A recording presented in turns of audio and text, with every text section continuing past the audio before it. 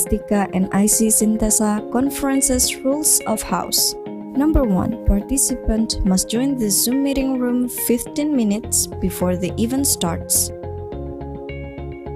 2. While following the event, participant must keep the camera active and must use the virtual background that has been provided. Or participant could inform the presenter if they cannot show their face due to technical reasons. Number 3. Participant must be in a room that is not disturbed by noise and other disturbance from outside. Number 4. Participant must wear decent and neat clothing while still prioritizing the ethics of decency and appropriateness. Number 5. Participant must display a name that matches your account name when registering. Number 6.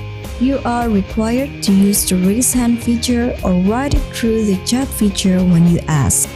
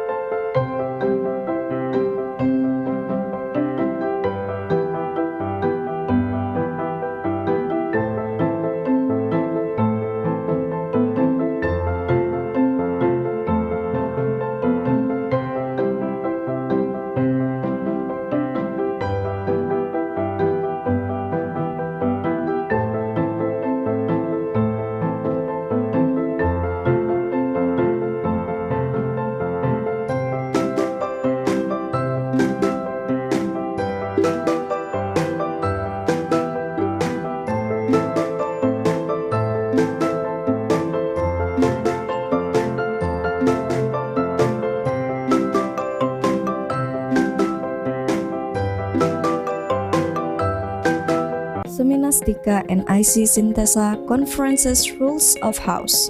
Number 1. Participant must join the Zoom meeting room 15 minutes before the event starts. 2. While following the event, participant must keep the camera active and must use the virtual background that has been provided. Or participant could inform the presenter if they cannot show their face due to technical reasons. Number 3. Participant must be in a room that is not disturbed by noise and other disturbance from outside. Number 4. Participant must wear decent and neat clothing while still prioritizing the ethics of decency and appropriateness.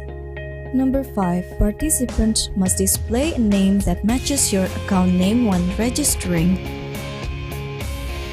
Number 6. You are required to use the raise hand feature or write it through the chat feature when you ask.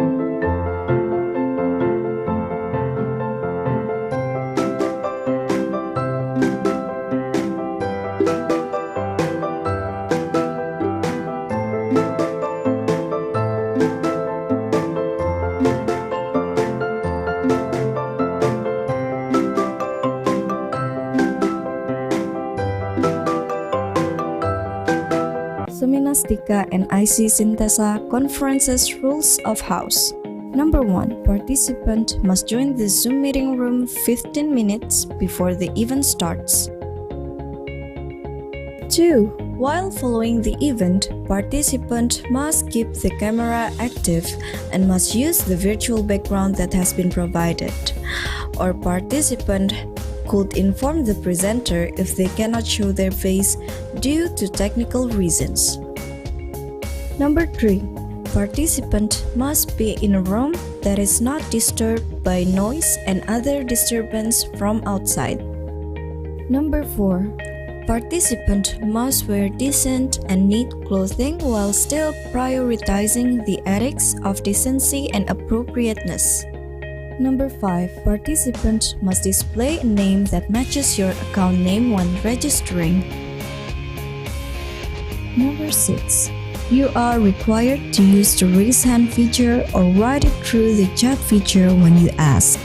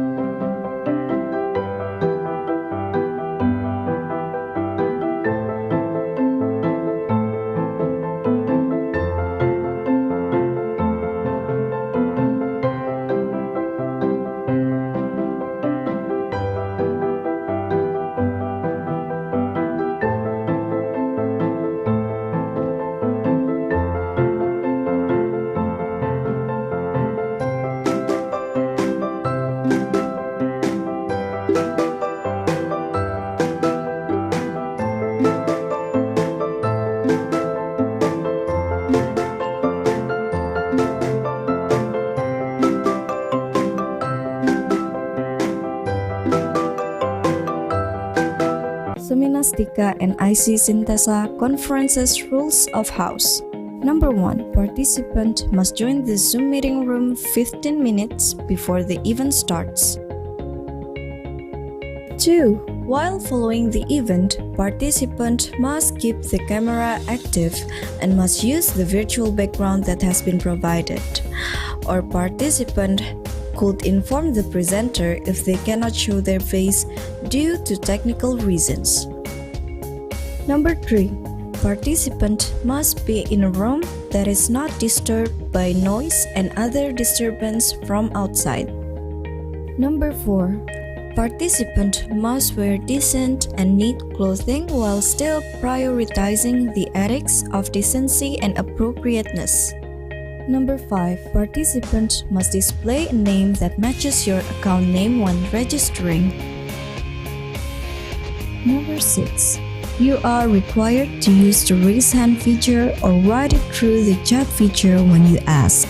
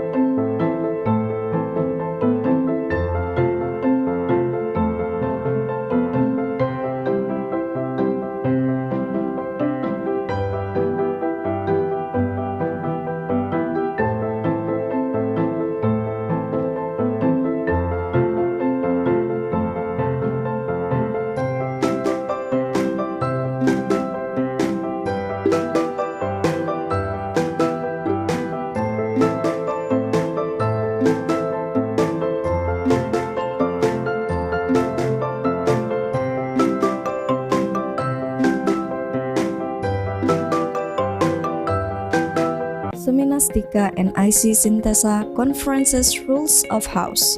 Number 1. Participant must join the Zoom meeting room 15 minutes before the event starts. 2. While following the event, participant must keep the camera active and must use the virtual background that has been provided. Or participant could inform the presenter if they cannot show their face due to technical reasons. Number 3. Participant must be in a room that is not disturbed by noise and other disturbance from outside. Number 4. Participant must wear decent and neat clothing while still prioritizing the ethics of decency and appropriateness. Number 5. Participant must display a name that matches your account name when registering. Number 6. You are required to use the raise hand feature or write it through the chat feature when you ask.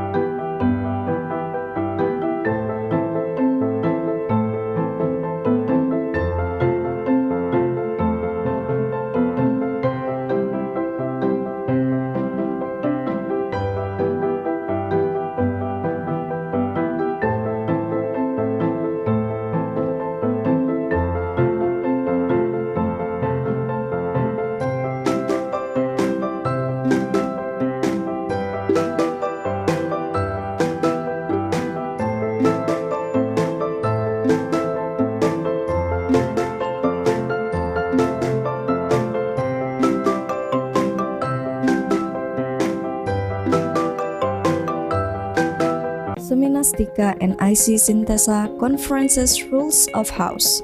Number 1. Participant must join the Zoom meeting room 15 minutes before the event starts. 2. While following the event, participant must keep the camera. Hello again, everyone. Good afternoon. Welcome back to our session this afternoon. We will be very shortly starting the presentation session. Thank you, everyone who are here on this room today. So I can see that I have 32 participants in this floor. Before we start today, I will need to read out some important information for the participants. So if you can please take note of this important information. So the papers that have been submitted to ICSINTESA will be given to AIP publisher to be published. And the publishing period at AIP can be found at AIP forthcoming proceedings by typing the full abbreviations of ICSINTESA. Second, the paper submitted for Seminastika, it will be published at Seminastika Proceedings or Metric Journal of Mulia University Balikpapan. And after this presentation, you will be given until 14th of November to revise and complete your paper. So if you, maybe later during the presentation or after the presentation, if you receive questions from other participants, you can put that into consideration on the paper revision. Next, please check again your paper. Make sure it is according to the required template before you email it to the committee. I will later type in the chat box the email address for the committee where you can submit your paper. And the paper should be submitted in two formats, which is the PDF and the documents like Microsoft documents. And the template for subject of the email, I will also type it later in the chat box. And please provide your current contact details to the committee, such as your WhatsApp number and email address. Because later the committee will create a dedicated WhatsApp group for all the participants, so it's easier to share and pass on information. And last but not least, we will present an award certificate for the best presenter. Okay, let's start the session. I already have our first presenter for today. Mbak Wira Ambarita from Institute Technology Dell Indonesia. Her presentation will be, the title of the presentation is Comparison of Support Vector Machine and K-Nearest Neighbor Algorithms in Indonesian Hoax Classifications. Mbak Wira, the Zoom floor is yours. Thank you, Ms.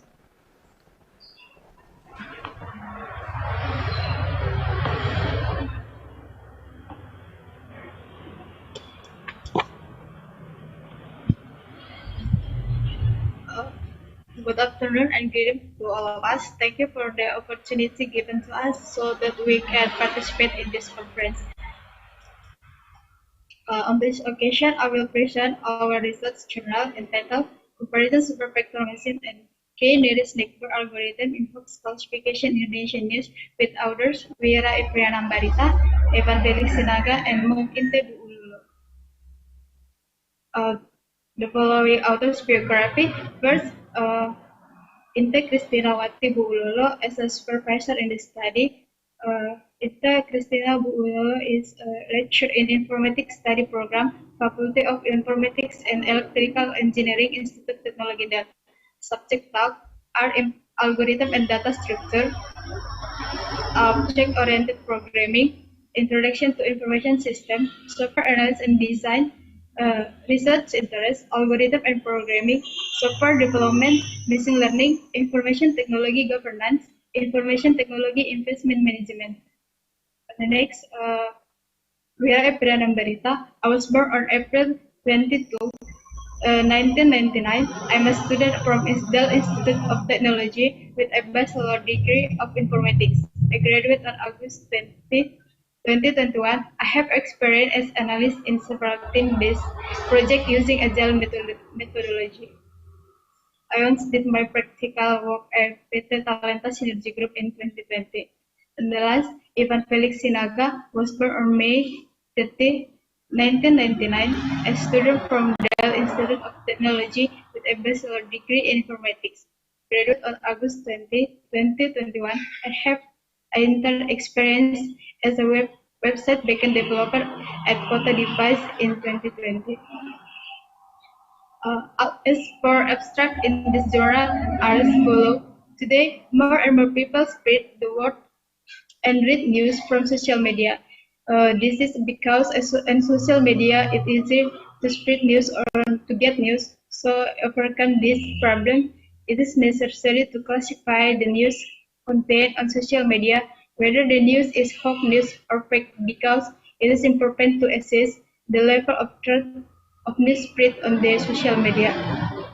To classify which news a hoax or fake, manually it will spend a lot of time. So one solution to make easy to classify hoax or fake is use machine learning approach. In this study, researchers use the SVM and KNN algorithm to classify hoax news in Indonesian. From the two algorithms, we will look for which model is the best in classifying hoax news. Researchers use the 4 categories of data that have their own characteristics. In this study, several stages were carried out starting from the pre-processing stage and using the TF-VDF calculation in measuring the weight of each news.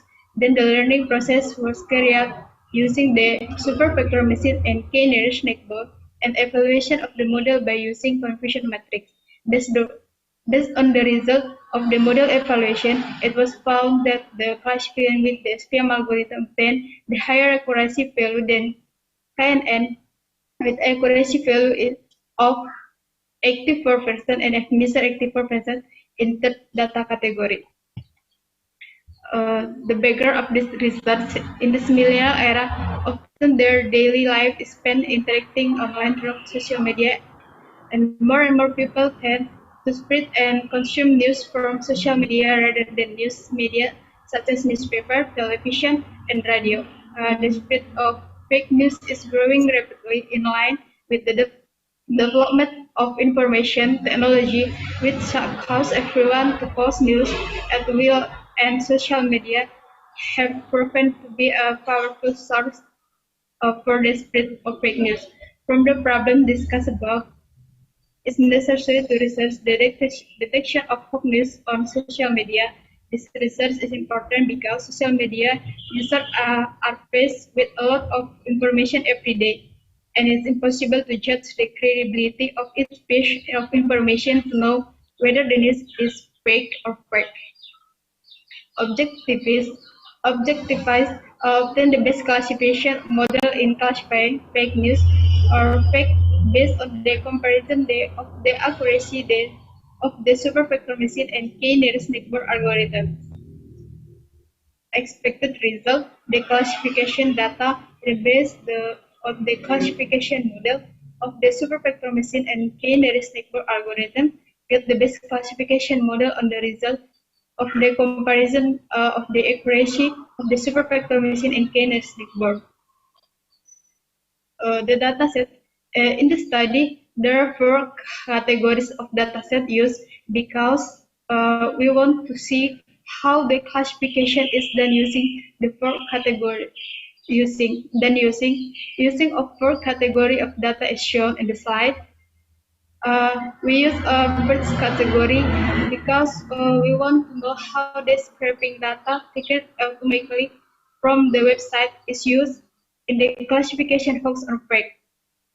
We use of data in second and third categories because we want to know how the balance of the spread of hoax, data and fake, and the amount of data affect to the classification. And we use fourth category because we want to know how related data, namely news data, have the same topic between hoax news and influential fake in the classification result. The next implementation of the study. First, data collection. The data set used in the study consists of 4 categories of data, as I explained in the previous slide. The next, preprocessing data. In the next stage, after data collection is complete, the data will be preprocessed. Data preprocessing is carried out in several stages, such as text cleaning, which are processed to remove noise in the form of characters such as functional mark, symbol, and unknown characters. Scaffolding is the stage of the converting the text into standard form, which is only accept lowercase letter. Stopper removal or filtering is the stage of taking important words from the token result and removing non-descriptive words based on the stopper data list that has been provided. And the last step is word weighting with TF-PDF. TF-PDF is a feature selection to perform weighting when the document or data has been extracted. The TF-PDF process begins with the weight calculation by integrating TF and IDF. This step in TF-IDF to find the number of words unknown TF when they have been multiplied by number of data or document in which the word appears. Next, classification algorithm. First, k-nearest neighbor. The way KNN algorithm works by grouping new data the close k value distance. The classification process with the KNN method is carried out after the text preprocessing process and weighting using TF-IDF. Its data weight or distance be calculating using the quotient distance, which determines the distance between 2 points, namely training data and test data. After the distance is known, the value of k will be determined, which will determine if the new data is a fake or a hoax. In the news classification with a k-nearest neighbor algorithm, the processed data will be divided into training data and test data with data comparison ratio 90:10, 80:20, and 70:30. This comparison is to find the most suitable ratio in classification to get the best accuracy. The next, superfactor machine algorithm. The way SPM algorithm works is to look for a hyperplane with the large or maximum margin. So absolutely misclassified in the new data ladder. The classification process using SQL method is carried out after the text process and weighting using type IDF. In this classification with the SPM algorithm, the process data will be defined training data and test data with the comparison ratio 90 to 10, 80 to 20, and 70 to 30. This comparison is to find the most suitable ratio in the classification to get the best accuracy. The result of the training and data use the model for test data in the next process. Result, the result after the results can be seen in the table. From the table, it is found that the host classification algorithm has the highest accuracy and F measure in the third category data, which is 84%, while the KNN algorithm and highest accuracy and F measure values are also in the third category. Conclusion. Based on the result of the analysis and discussion of the classification of hoax, it was concluded that the best classification model for hoax or fake was using the superfactor machine algorithm, namely the model with the training and test data in comparison ratio of 90 to 10, parameter C equal 1, and using linear kernel, and the dataset category is the third category, namely dataset with a large amount of data and distribution of data label as hoax and balance fake. The accuracy value is 84% and F measure is 84%. As for the base classification model for hoax news or fake, using the K-nearest neighbor algorithm, the model with a comparison ratio of the training data and testing data 70 to 30 with n equal 3, metric Euclidean distance, and dataset category, the third category, namely dataset with a large amount of the data and distribution of data label as hoax and balance facts. The accuracy value is 75% and F measure 75%. So between the two algorithms, the best model is obtained by using classification model of the superfactor machine algorithm, and it also can be concluded that distribution ratio and the amount of data affect the accuracy of the model created. It can be seen from the accuracy result obtained in its training data distribution ratio, and the testing data distribution is different, and each data category has a different amount of data. The accuracy is different obtained. That's the presentation I can make on this occasion. For the attention, I would like to thank you. May we always be in protection of our Mexican. Thank you. Thank you, Mbak Wira, Mbak Rita, for the presentation. Also, I should have mentioned this earlier before we begin, but so each presenter will have 10 minutes to present their paper, and that's including the time for questions and answers. So for the presentation that we just heard from the Mbak Wira Ambarita from Institute Technology Dell Indonesia, if any of the other participants have questions, I welcome you to pass on your questions. You can provide it in the chat box, or you can raise your hand and ask this directly. Maybe for this session, we'll have 3 questions first. So please.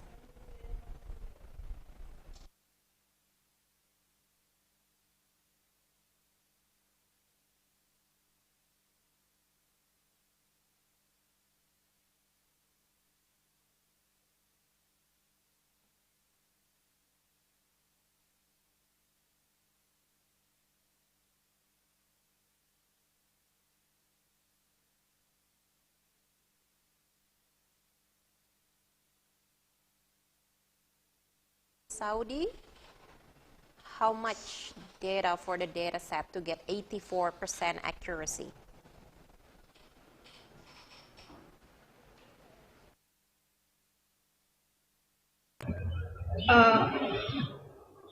The data set to get for 84 accuracy, 2040. It's hoax is 1000 1054. Sorry.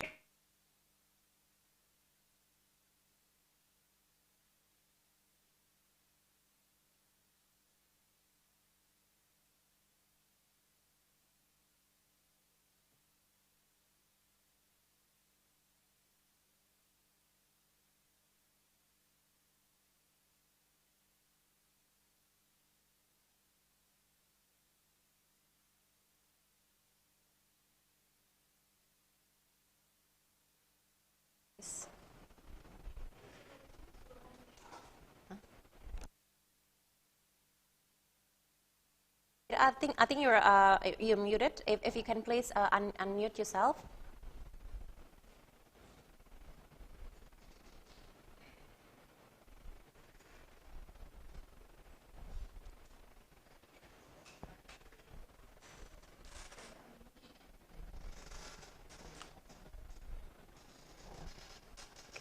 Can anyone else hear the voice? If not, maybe you can type in your answers. Oh, sorry, Miss. Oh, okay. Now we can hear you. Now you're back. Yes. The data to get the 48% is hoax and fakes is 2040, as in hoax 100 105.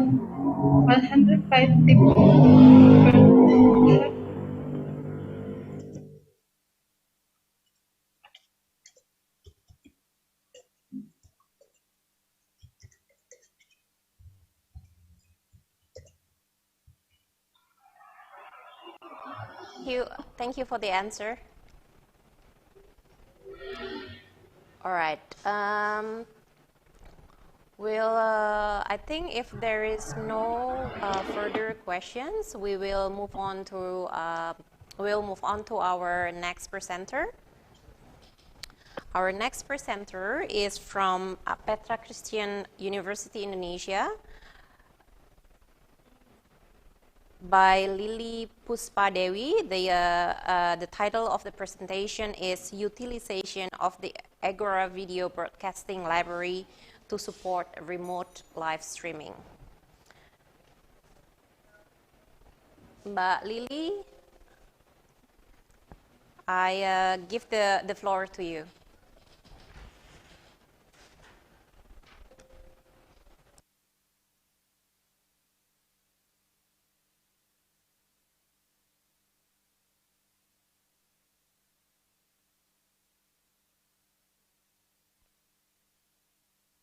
Yet, so we will continue on the next presenter on the list. This is from Mustansiriya University College of Science in Iraq. The presentation is by Mr. Khalid Al-Jizani. The title of the presentation is A Modification of Decomposition Approach for Solving Nonlinear Quadratic Differential Equation, Theory and Application. Mr. Al-Jizani, I don't know what time it is for you in Iraq. Hopefully it's not too early. Yes, if you can please start your presentation, the floor is yours. Thank you, sir.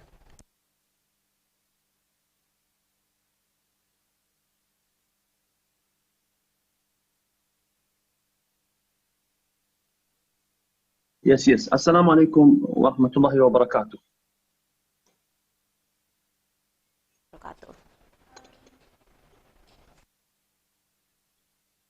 Yes, Assalamu alaikum wa rahmatullahi wa barakatuh. I'm glad, it's my pleasure to participate in this conference. Now I start with my work, inshallah. My work, a modification of the decomposition approach for solving nonlinear quadratic differential equations. In that work, really, I wish to talk by a domain decomposition method. Now I will talk something about an abstract, the domain decomposition method is a technique for obtaining the analytic solution for strong linear and nonlinear equation and get good approximate solution. And this which I talk in the abstract. And in introduction, I talk about what I solve the equation as you see in equation 1, and we can continue. In this after that I talk about the literature survey who is worked before me in this approach, and I present the advantage and some properties of this approach. So in the next section, I present the analysis of a domain decomposition method. As you see in this section, in equation 2, I consider the general differential equation, which contains from 3 parts: linear and nonlinear and function resource. And after that, I take the operator, apply the inverse operator to equation 2, and I get equation 3, as you know, as you see. Sorry. After that, I can make the series form in equation 4, and according and I can decomposition a nonlinear operator n, as you see in equation 5. After that, I can make the domain polynomials, as you see in equation 6. Okay. This after that, using I have used the mathematical software and substitute equation 4 and 5 into 3 and get equation 7. After that, we can identify the initial condition and the form of nonlinear, which I get the approximate solution from it. This is some for the domain decomposition method. After that, I consider some theorems related to Banach fixed point theorem. As you see, this is for my theorem. I prove it myself. This is theorem 1 related to Banach fixed point theorem. After that, I consider the main problem, which I consider the modify. I have modified the domain decomposition method. In shortly, can I describe what I do in modify? In modify a domain decomposition method, I add an auxiliary parameter in front of the equation 11, as you see. This parameter, can I through this parameter, can I improving the analytic solution and rapidly converge to exact solution. You can also see this theorem 2 I also, in order to support my problem, I make the theorem 2. As you see in theorem 2, suppose the initial condition equal to beta, and we can continue in this theorem. In shortly, this theorem to support the adding the auxiliary parameter in which improve the analytic solution, and also theorem 3 in order to support my work. So I go to numerical experiments in order to prove what I talked previously. Now I consider the quadratic nonlinear differential equation. As you see in equation 15, this equation and with this exact solution. Now I will solve this equation by a domain decomposition method, as we explained above. So I apply the domain decomposition method for only equation 15 with exact solution, as you see now. So I get, as you see in the table, you can see the result more accurately. This is you can see the line, first line. This is modified domain decomposition method, and this is exact solution, and this is absolute error. You can see you can see the absolute error is have more accurate result, rapidly converge to exact solution. This is example 1. And can you see the accuracy from this graphic? You see this is 2 colors, blue and red colors. You can see the much exact and approximate solution, as shown in figure 1. And also, in order to support my work, I consider a second example, also nonlinear quadratic differential equation with exact solution. Also, I applied the domain decomposition method on this equation 16. After I applied the domain decomposition, I got this result. We can see to the absolute error, very good result, and this result rapidly converge to exact solution quickly and rapidly. And you can see my token can see it in the graph, in the figure 1 also. You can see the blue and red color. Red color is approximate solution. Blue color is an exact solution. You can see the match 2 solutions, and you can see the accurate result from this figure. In conclusion, in this study, modified domain decomposition method is discussed for solving quadratic differential equation. Comparison with the exact solution conducted results for numerical experiments demonstrate that the proposed technique can give more accurate, approximate, and enlarged region, which a main advantage of the proposed approach. Furthermore, a modification of a domain decomposition method overcome the restriction of the application area standard domain, and then expand its scope of application. However, generally, when the value absolute lambda selected is small, get accurate results and more extended of the convergence region.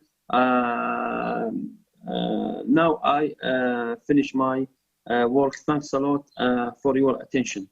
If you have any question, I'm ready, please.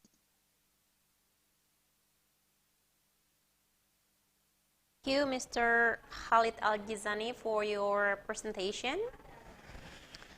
Now I open again the question session. If any of the other participants have questions regarding the presentation by Mr. Al-Jizani, please. You can also type in the question in the chat box. Excuse me, Miss. Yes. Excuse me, can hear me in? Yes, if you can please say your name and where you from. Okay, thank you, Miss Miss MC. Thank you, Miss Moderator. I'm Saiful Ghazi from Balikpapan Polytechnic. Before I ask some question for Mr. Khalid, actually I'm excited for you, Mr. Khalid. You are from Iraq, so the most excited from me is you are from Iraq, and so I'm very happy I can see you in this presentation. Welcome in Indonesia. Thank you very much. Welcome in Indonesia. I always see the article from Iraq. Okay, the second question is the article is presenting about how to solve nonlinear equation in let me read your title presentation. A modification of decomposition approach. So this method is aimed to get solve of the nonlinear quadratic differential equation manually. Can you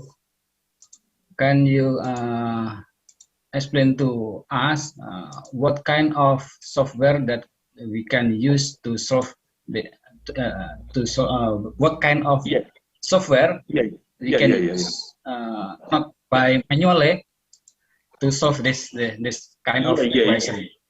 Thank you. I'm sorry if my English is not quite good. I hope you understand what I mean. Thank you. Okay. Firstly, I would like to many thanks and to this great conference, and thanks to my sister which introduced me. And I wish to thank you very much, brother. I use already mathematical software to get the results. Also, I can use MPHIL, but I use mathematical software for getting these results. Okay, so Mr. Khaled, so what kind of software that you maybe sometime use? MATLAB or maybe MATLAB or maybe some others? Okay, I can use MATLAB, but in this work now today I already used Mathematica. Oh, Mathematicans. Okay. Yes. Yeah. Okay, thank you, Mr. Khalid. Are you lecturer, sir? Are you lecturer? Sorry? Are you lecturer? Yes. I am a doctor. I am lecturer in Iraq, in Mustansiriya University College of Science. Okay, thank you, sir. I'm happy to see you in this conference. Because you are from Iraq. Thank you. Thanks a lot. Thank you very much. Bapak Saiful Ghazi from Polytechnic Balikpapan for the questions, and thank you, Mr. Al-Jizani, for answering the questions. Yes, we are very happy that you are from Iraq and then you can participate in this international conference. I believe you have another presentation later on, so we'll look forward to your other presentation. As for now, if there is no further questions, I'd like to move on to our next presenter. Our next presenter is from Institut Teknologi Del Indonesia by Miss Melanie Isabella Siregar. The title of the presentation is a modification of the composition approach for, sorry, sorry, my bad, that's not the title. The title is comparison between Jarrow-Winkler distance algorithm and winnowing algorithm in detecting word similarities in Indonesian documents. So, Ms. Melanie, the Zoom floor is yours.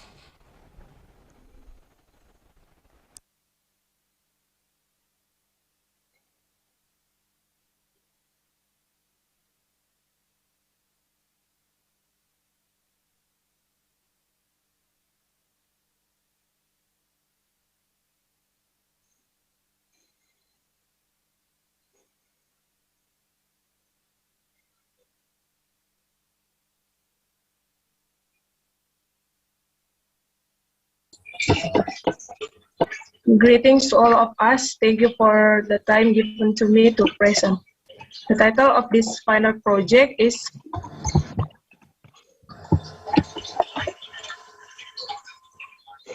Comparison between the Jarrow-Winkler distance algorithm and the winnowing algorithm in detecting the similarity of Indonesian words. With research, namely Melanie Isabella Siregar, Clara Felisa Simanjuntak, and Inta Kristinawati Buulala. For a biography, Inta Kristinawati Buulala is a lecturer in the Informatics Study Program, the Faculty of Informatics and Electrical Engineering in Institut Teknologi DR. For the subject talk, namely Algorithm the Data Structure, Object-Oriented Programming, Introduction to Information System, and Software Analysis and Design. And for research interest, namely Algorithm and Programming, Software Development, Machine Learning, Information Technology Governance, Information Technology Investment Management. The next one is Melanie Isabella Siregar, a Bachelor of Informatics student who graduated from the Dell Institute of Technology in August 2021. Have done an internship at PT Talenta Synergy Group as a back-end developer. Then Clara Felisa Simanjuntak is a Bachelor of Informatics student who graduated from the Dell Institute of Technology in August 2021. Has done an internship at PT Talenta Synergy Group as a back-end developer. Abstract plagiarism is copying one's work and making it seem as if it is his own work, so it can be said to be a crime that is very rampant in the academic world in Indonesia. The scope in plagiarism is very wide, of which is the similarity of the contents of a document containing words, sentences, or paragraphs taken from the document or writings of others. The initial level in minimizing the act of plagiarizing in a document, namely by detecting the similarity of the document 4.4%, and for the Jarrow-Winkler distance algorithm of 75%. Engineers start to build a plagiarism system using algorithm. In working on the of words in Indonesian document, especially journal document, by making a comparison word of each word by removing all affixes. Tokenizing is the process of separating the input string from the constituent words. To calculate the Jarrow similarity value, there are several stages, namely count the number of words, find the same word in the document, find the word of transposition, and calculate the distance between words. Calculating the Jarrow-Winkler distance after getting the value of the distance between the two words, then calculating the value of Jarrow-Winkler distance.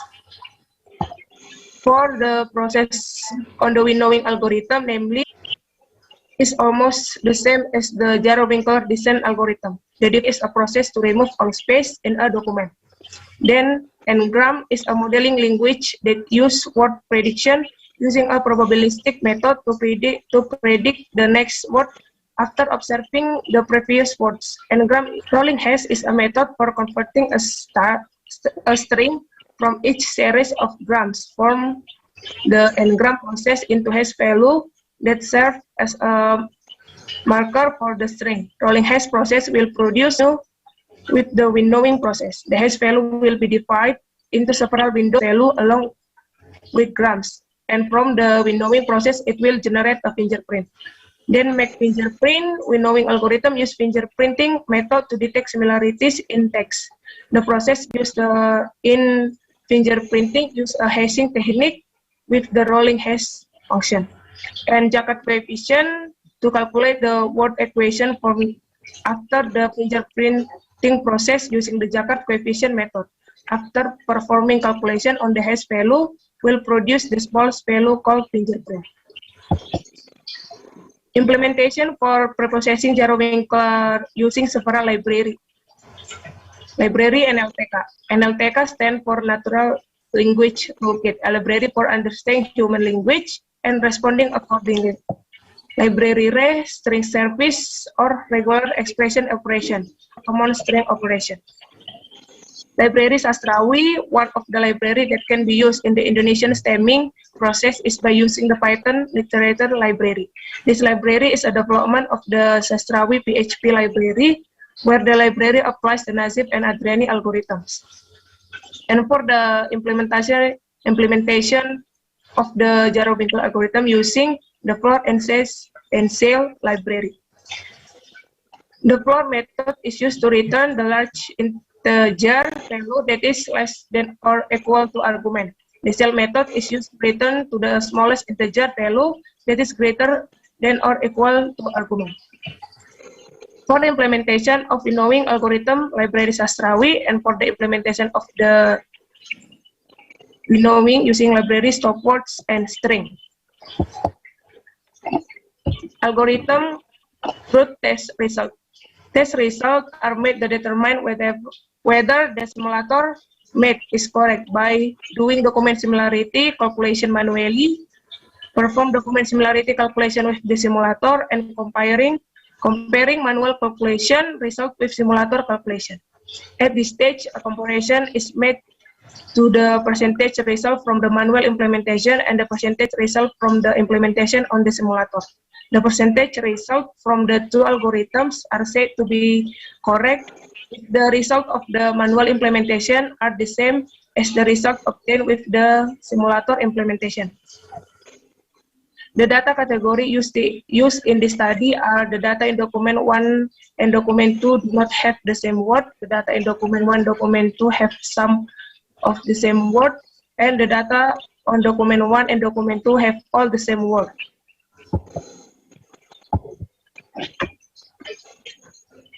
To calculate accuracy, use the confusion matrix formula. Precision, recall, F-measure, and accuracy.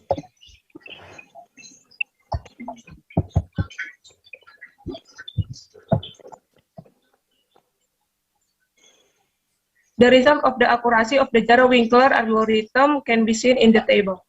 R for mild, S for medium, and B for lightweight. Then the result of its accuracy is 75%.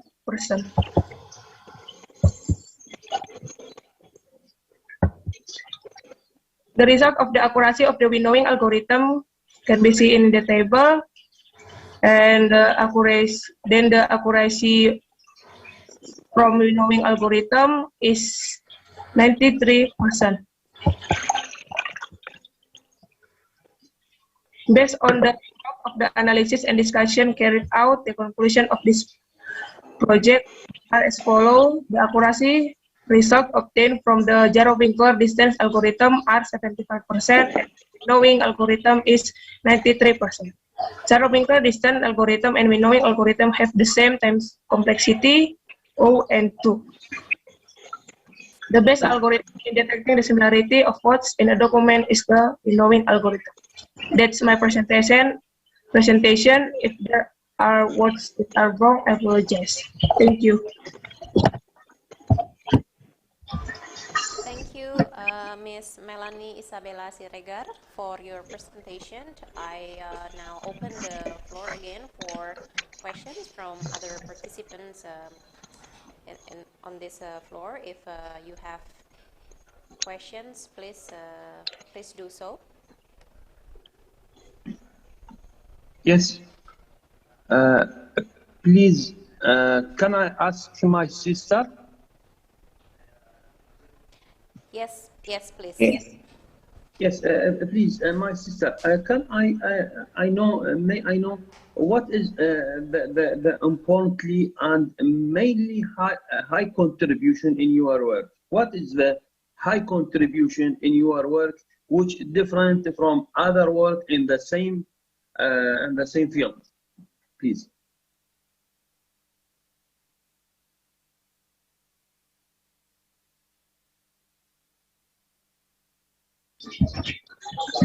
Sorry, sir, I can hear the voice clearly. Can you read from the chat column, please, sir?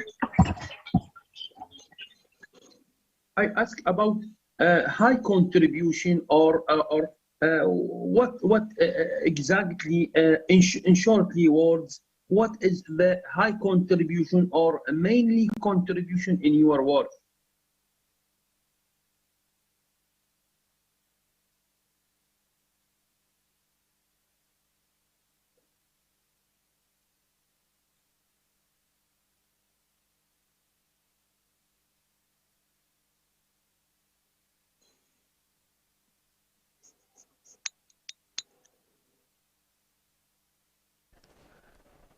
Okay, Mbak Melanie, you can answer the questions from Mr. Khalid Al-Zizani.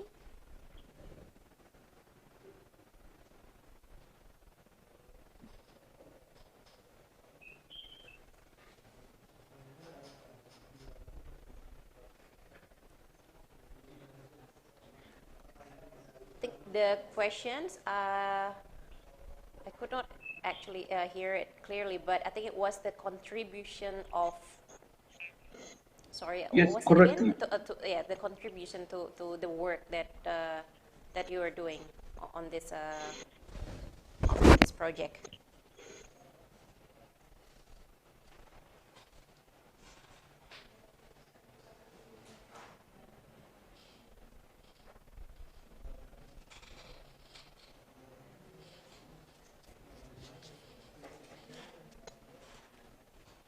Mbak Melanie, can you hear the question? Or if you need time to answer, that is fine. Maybe we can give you time, and then we'll come back to that questions later. Inshallah. Yeah. Do you need time? Would you like to answer the question now, or would you like that? We can come back to this question later if you need time to answer. I answer.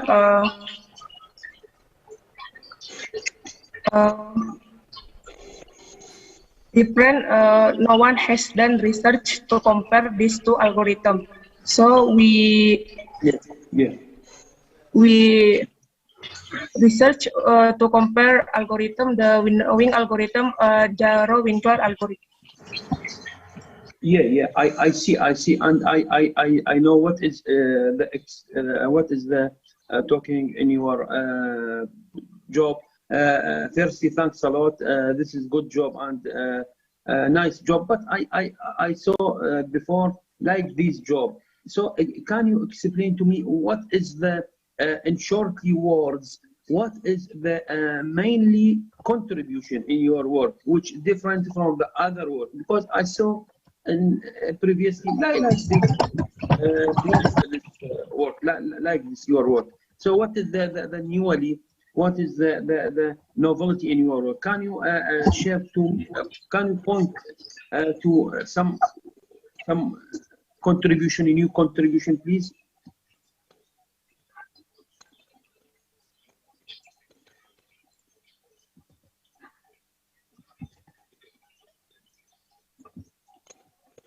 For the contribution, we are making a simulator of the two algorithms to be able to compare the two algorithms.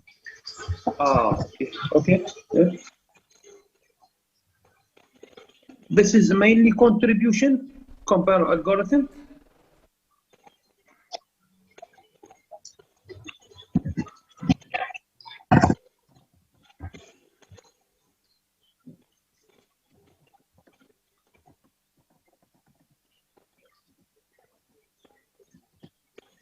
Yes, sir, please tell me. Mr. Al-Jizani, maybe Repeat, sir. if you can also type in your question. So maybe if Miss Melanie later have further answers to your question, then she can also type it in the chat box.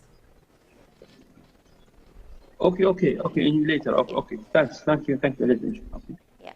Due to the time frame, I'd like to move on to our next presenter, which is from Institut Teknologi Telkom Purwokerto, Indonesia, Ms. Sylvia Octaviani. The title for the presentation is Application of System Usability Scale, or SUS method in testing the usefulness of Information Systems Student Creativity Program, or PKM, based on website. Ms. Sylvia, please, you can start your presentation. Thank you.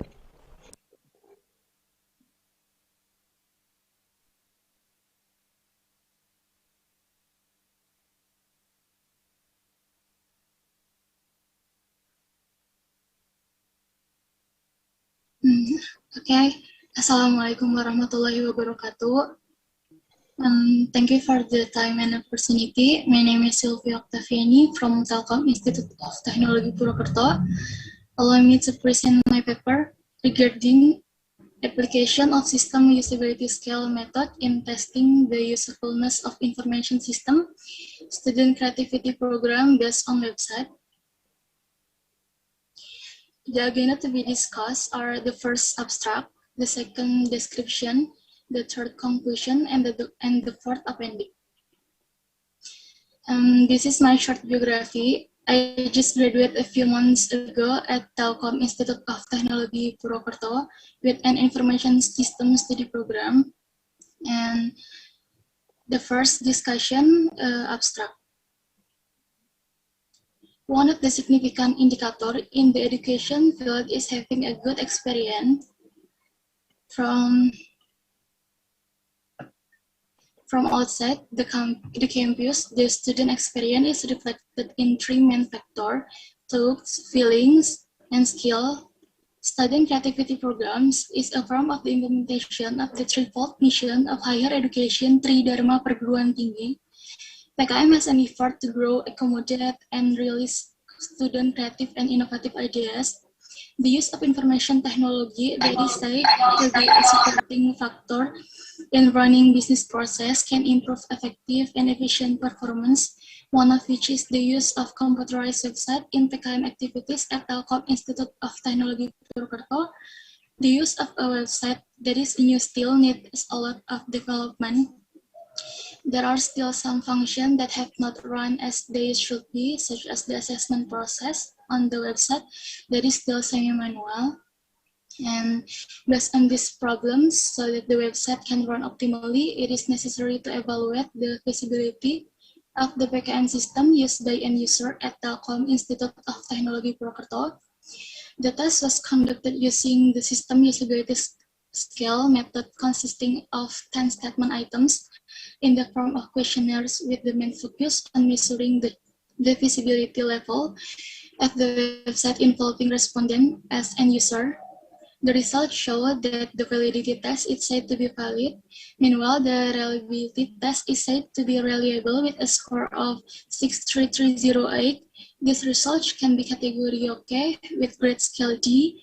The results show that the research can be developed by updating the content or interface of the system to be more consistent, and conducting demonstration or socialization on how to use the system before user access the system. And then description. The Student Creativity Program is one form of implementation of the three Dharma of higher education launched by the Directorate General of Higher Education under the management of the Directorate of Learning and Student Affairs, or BELMAWA. PKM was launched as a form of effort to grow, accommodate, and release the creative and innovative ideas of students. Supported by the use of information technology to help business process to support decision-making on the problems, encounter, and improve effective and efficient performance. The same is the case at the Telkom Institute of Technology Purwokerto, where our computerized system can meet the needs of users is carrying out PKM business process so that they run and are well and effectively document, so as to help manager is processing data and make it easier for all parties to access information and data related to PKM. And based on data for the last 5 years, the number of PKM participants at the Telkom Institute of Technology Purwokerto has changed. From the number of participants each year, the selection process is carried out in stage and is quite time consuming. This is because the use of the website is still in the testing phase and is classified as a semi-manual category. It still needs a lot of development because it cannot be said to be optimal or can performance effectively. And from this problem that the website can run optimally, it is necessary to evaluate the feasibility of the PKM system used by end user at the Telkom Institute of Technology Purwokerto. This test was conducted using the system usability scale SUS. The method consists of 10 statement items in the form of a questionnaire. This provides confidence in the process, does not require complex calculation, is free, no charge, and is proven to be valid and reliable even though the sample size used is small. As for the research method, namely the first stage is the problem observation stage. This stage is carried out by conducting a direct review of the research object to determine the extent to which the PKM business process has been running by conducting an outline analysis of the existing problems. The second stage is the data analysis stage. This data is carried out by collecting data starting from the PKM recapitulation data for the last 5 years, as many as 473 data on recapitulation of proposal that has funding, PKM manuals, and related data in order to get more accurate result. And the third stage is the questionnaire dissemination. This stage is carried out by applying the 10 statement items in the system usability scale method with a testing scale starting from 1 to 5, where 1 means strongly disagree and 5 strongly agrees with the statement. The fourth, data processing stage. This stage is carried out by recapitulating the final result of the questionnaire to find the average value of the score.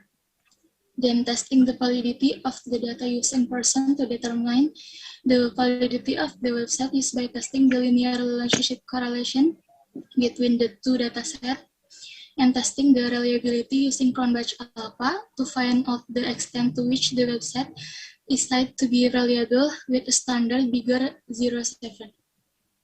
And the fifth stage is the analysis of the score result.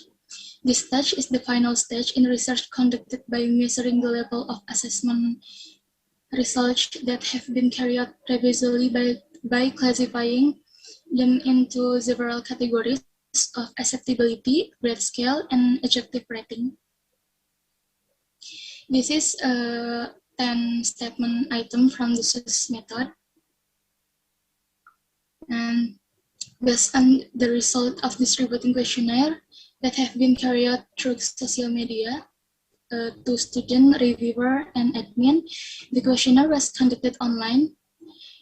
The Google form and the sample used in this test was 34 people with admin 1, reviewer 2, and 31 students.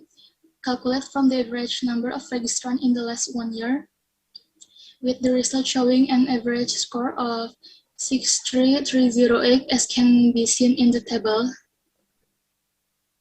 And then the validity test was carried out by using person of a significant level of 5% by comparing R count with R table, where if the number of R count bigger R table, then the result is considered valid with R table of 0.339 The results show that our count for a total of 10 statement items on the questionnaire is set to be greater than R table, so that 10 statement items are said to be valid.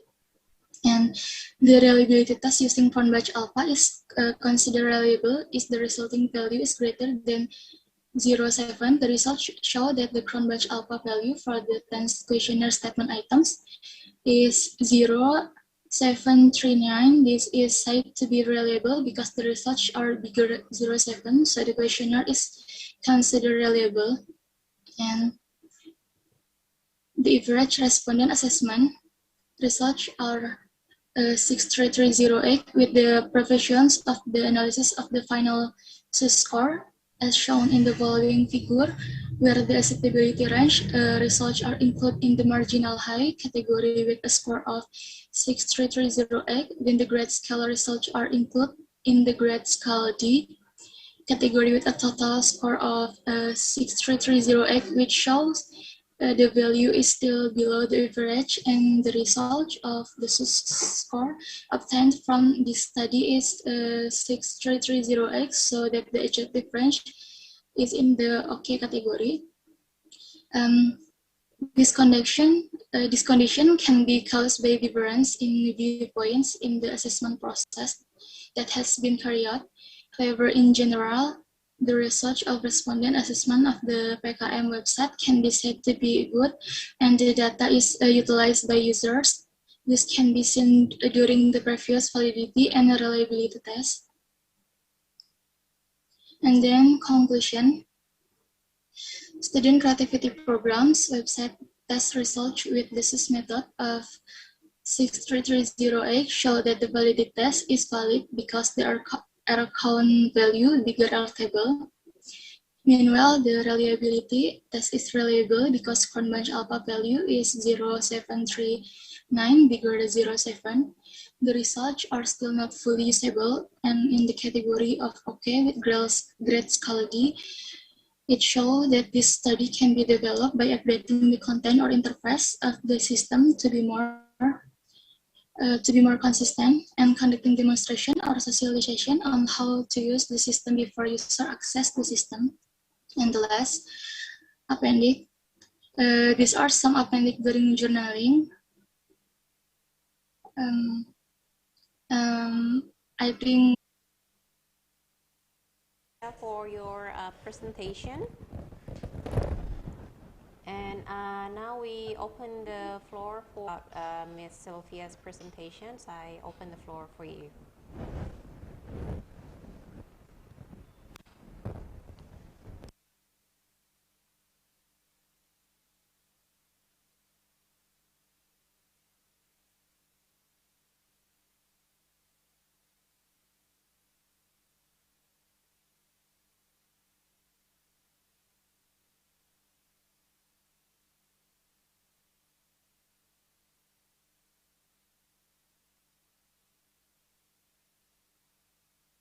Okay, if we don't have questions, we'll move on to the next presenter. But if later you have questions about the presentation and you want to ask a question, you can also type it in the chat box. Just type your name and the questions and who the question is for. And thank you, Miss. Thank you, Miss Sylvia. Okay, our next presenter for this afternoon session, we have Banisar from IKPIA Perbanas Jakarta, Indonesia.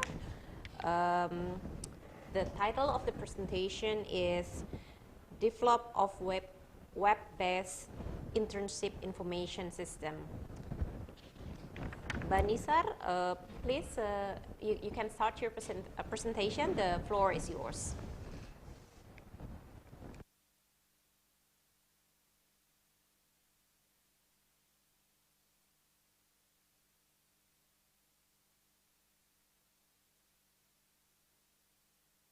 Banisar on present here at the moment, so we will continue on. Next, we have Mr. Fadil Tarmizi from Institute Teknologi Kalimantan, Indonesia. The presentation title is Chitosan Effect in Chitosan Hydroxyperid Magnesium. Sorry, this is very hard to read. Magnesium nanocrystalline composite for bone graft candidate. Mr. Fadil, if you are here, you can start your presentation. The floor is yours.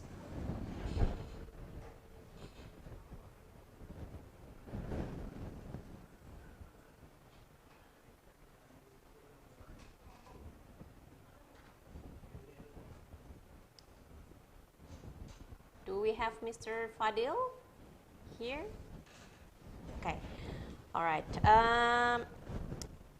Okay. We have next on the list is Mr. Agus Wagiana from Politeknik Negeri Jakarta, Indonesia. The title of the presentation is Design of a Sensor and Actuator Node for Home Assistant. Mr. Agus, if you are here, you can start your presentation, please. The floor is yours.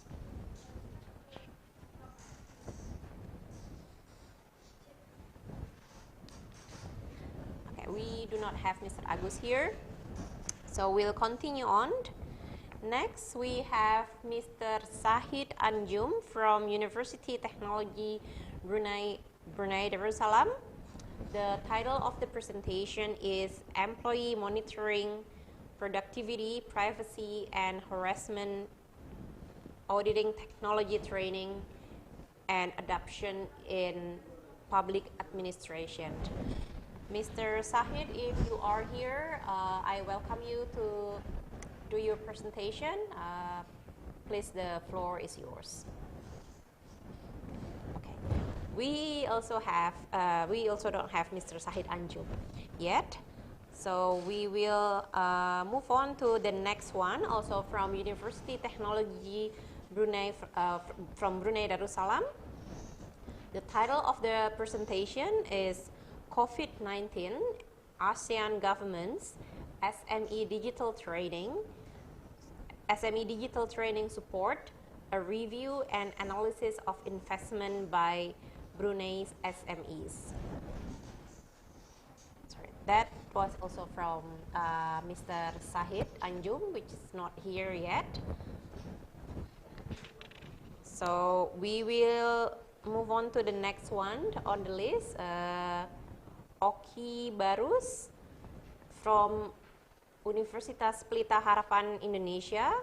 The title of the presentation is Design and Implementation of Vehicle Detection System using You Only Look Once and Inverse Perspective Mapping. I believe Mr. Oki Barus is here, so please, sir, if you can start your presentation. The floor is yours. Thank you. Okay, thank you, Bu, for the opportunity, and a very good afternoon for all of you. And today, let me try to share my presentation. Okay, this is it. Okay, thank you for the opportunity. So today I will continue to present my paper. Actually, our paper, because we do it with my students. So the title for the presentation is just like what it already said, is Design and Implementation of Vehicle Detection System using You Only Look Once. Actually, this is YOLO algorithm and inverse perspective mapping. And this paper is also related with the with the last presenter. And she also talking about the vehicle detection. Yeah. So first thing first.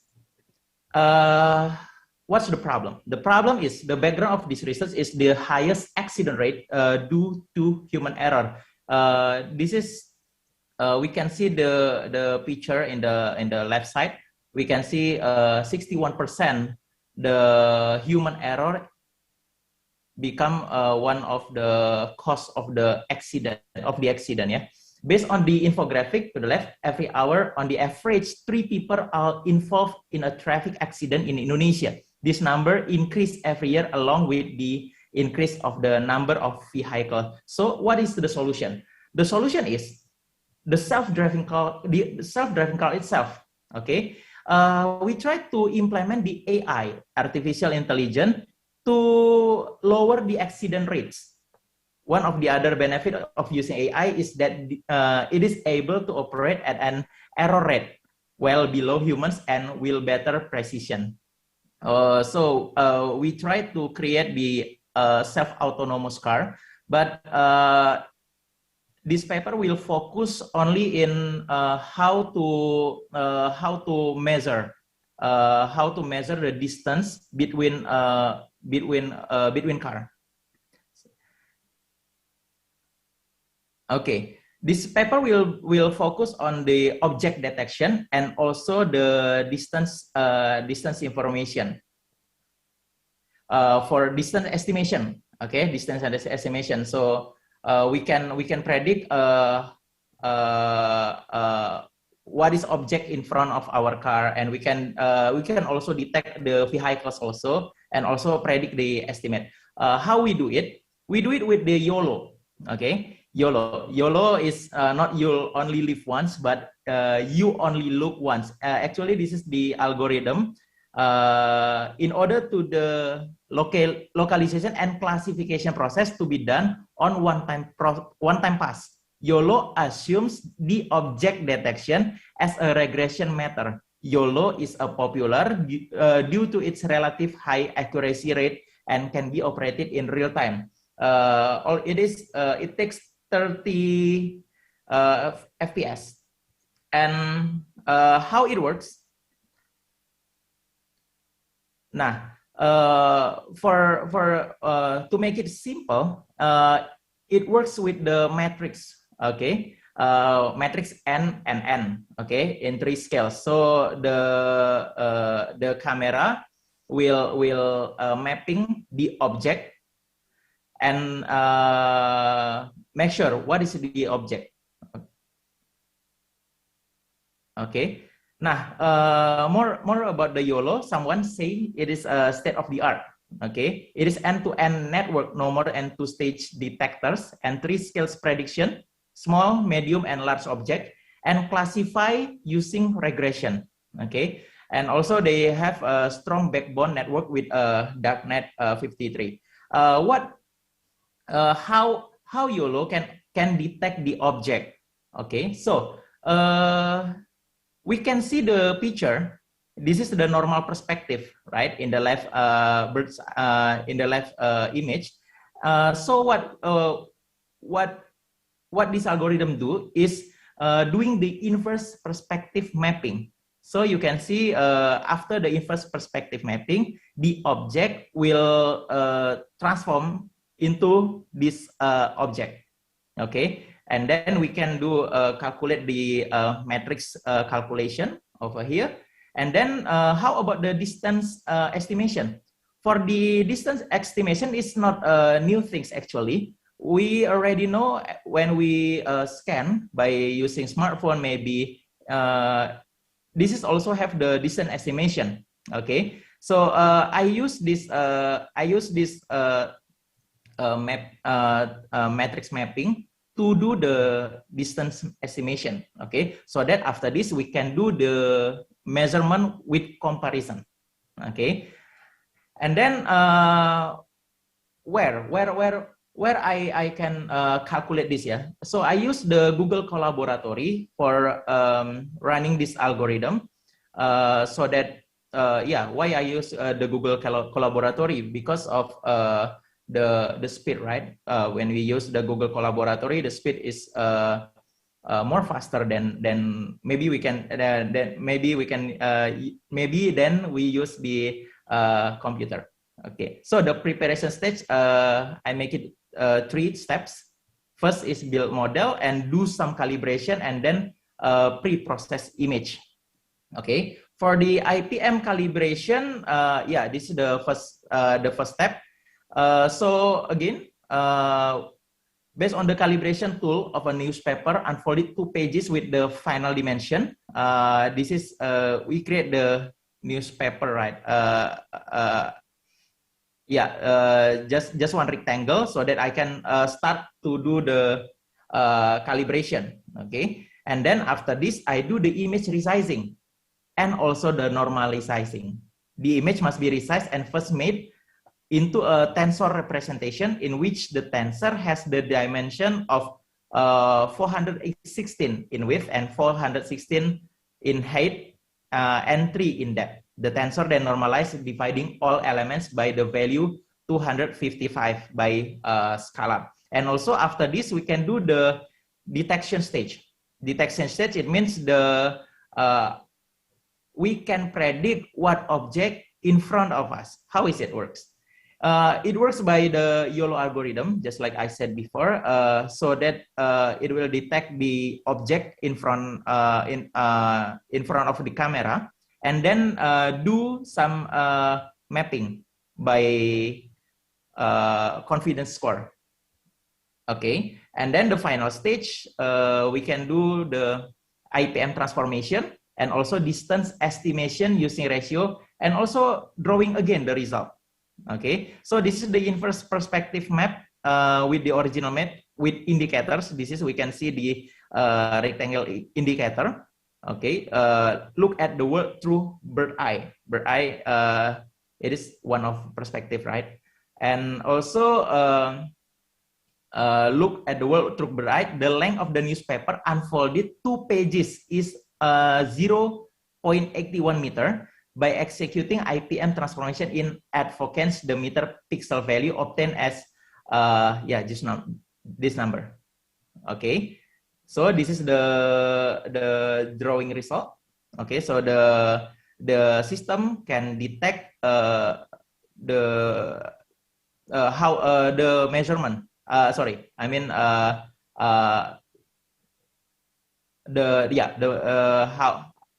long the distance. Okay, from the camera, how long the distance from the camera, and also how good is it? This algorithm works. Now we can see this list execution duration for 10 ML pipeline experiment on Google Colaboratory. Experiments were done with a GPU enabled setting based on the table, and execution time average 3.5 seconds. So the time we need to execute this algorithm is 3 seconds. Okay, I'm pretty sure that in the future research we can do some more things so that we can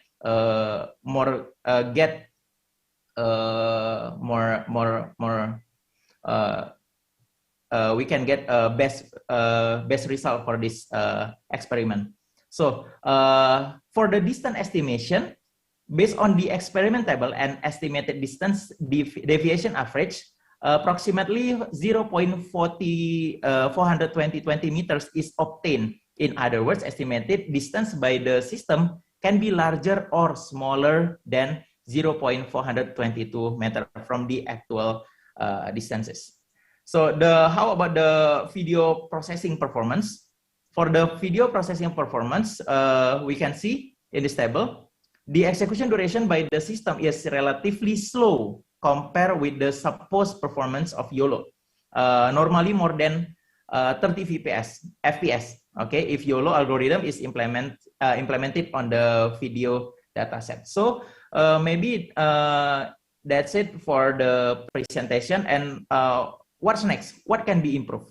Okay, I think next thing we can improve is take into consideration the distortion factor of the camera lens, because if the camera have any barrier in front of the camera, the system not working properly. And then apply YOLO learning model on Indonesian car dataset. I think it will get a better result, right? And also the third thing is use a complete dataset with distance between vehicles if applicable. So that's it. That's it for my presentation for today. And Bu, thank you so much, Oki. That is a very interesting presentation, actually. I'm sure this will get questions. Please, anyone, if you have questions relating to Oki's presentation, please, I open the floor for you.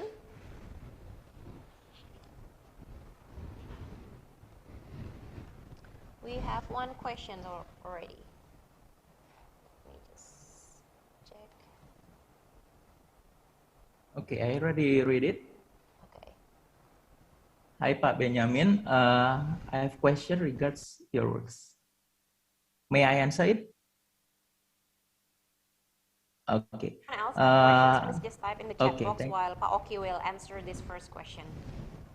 Okay, thank you. I have question regards your works with your architecture design and the result. Will it possible to do experimental tests on real vehicle real time? And is there any drawback between YOLO and others CV algorithm that already invented? Okay, thank you, Pak Benjamin, for the question. Yeah, actually, that image that I already present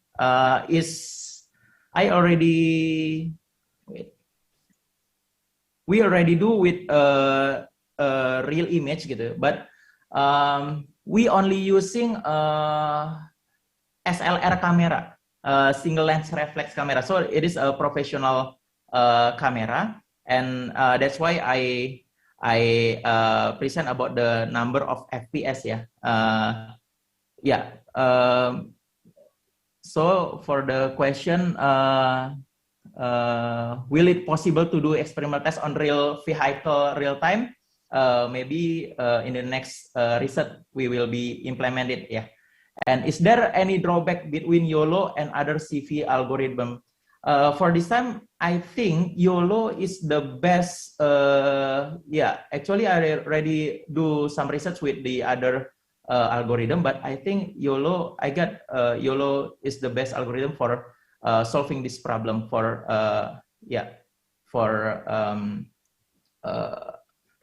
predicting the object.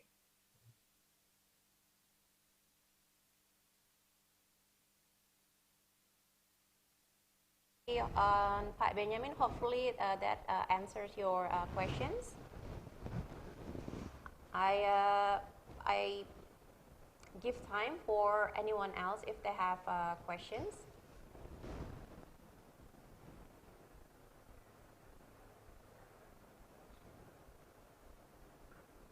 Actually, I have a question. Pauki, you mentioned in your presentation that the image is like in the real time, it can be larger or smaller than the real image. So is there like the YOLO method? Is that how can you differentiate whether it's larger or smaller, or will there be any other methods that can differentiate the image, whether it's smaller or larger? Yeah, thank you, Bu, for the question. Actually, what we did in this research paper is we use matrix. That matrix we use is same with the matrix that used by the smartphone for some scanning things here. So sorry, I forgot your question, Bu.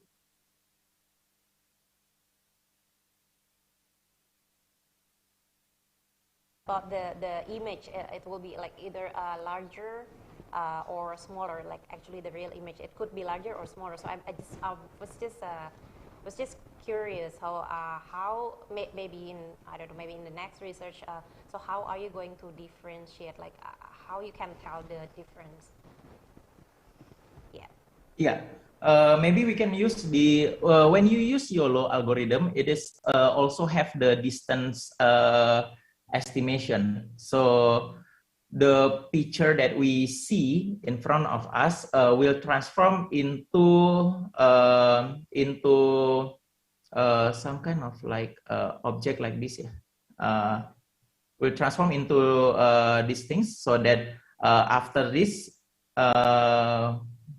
we can measure the size of the object and so on, and also the object also the object.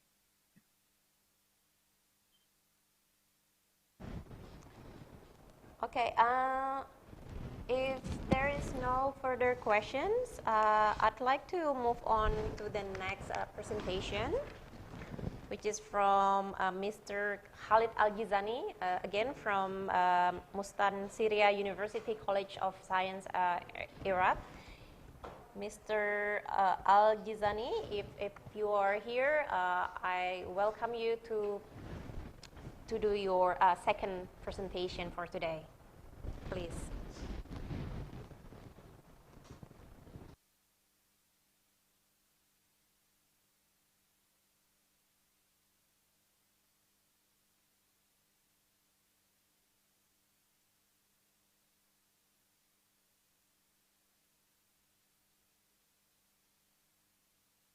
Please give me the title. I have some problem. Give me the title of presentation.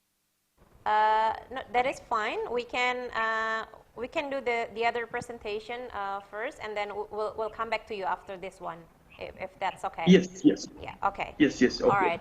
So okay. Next we have Mr. Jack Rusdi from Sekolah Tinggi Teknologi Bandung, Indonesia. His presentation title is An International Tourist Behavior on Mobile Smartphone Usage. Mr. Jack Rusdi, if you are here, I welcome you. Okay, sorry, Mr. Jack Rusdi is not here with us, so we will see if we have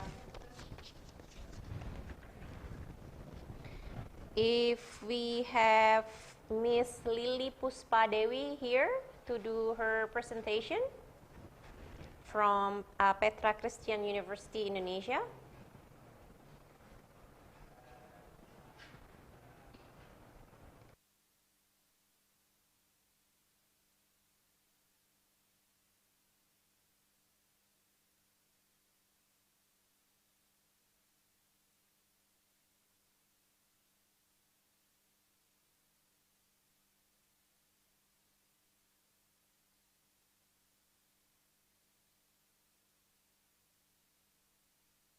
Lily is still not here, so we'll just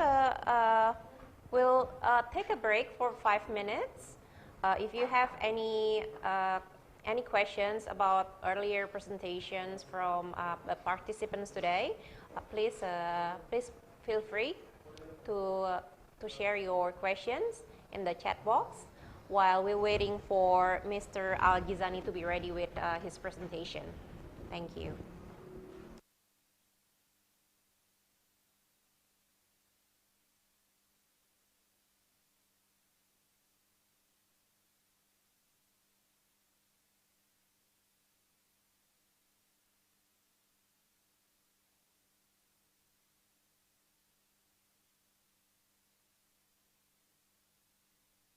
Actually, if any of the presenters from our session tomorrow that's already here and wish to do his or her presentation now, we welcome you to do so. I think I have one actually from tomorrow. Just a moment.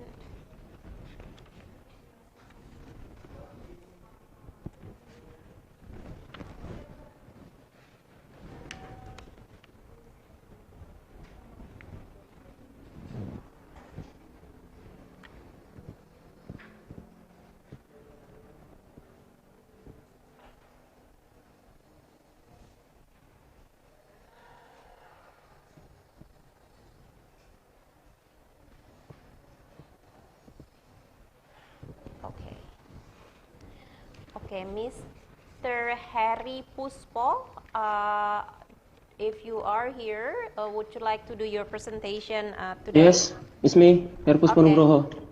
All right. Okay. Yes, please, sir. If you can start your presentation. Okay, thank you.